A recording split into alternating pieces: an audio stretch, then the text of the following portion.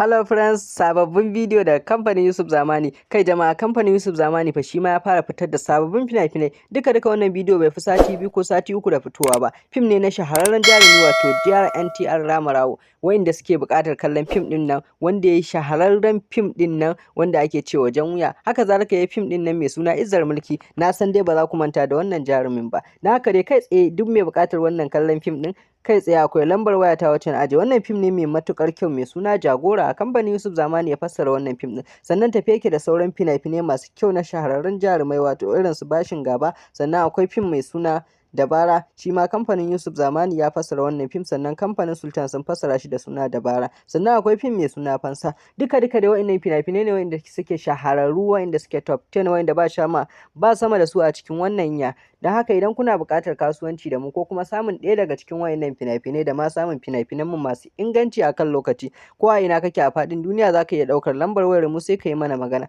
Ta hakan ne kawai za ka iya samun duk wani bidiyon mu da zarar ya fito. Kai dai in kana buƙatar kasuwanci da mu, kai tsaye akwai lambar wayata da na aje, za ka ɗebe ta ne sai ka yi mana magana ko ta a WhatsApp ɗin mu ko kuma kai tsaye ka kira mu domin jin ƙarin bayani. Ko a ina kake a faɗin duniya za ka iya yin kasuwanci da mu kuma cikin sauƙi insha Allahu. Za ka samu duk abin da kake buƙata na game da fina-finan Indiyan Hausa. Na gode.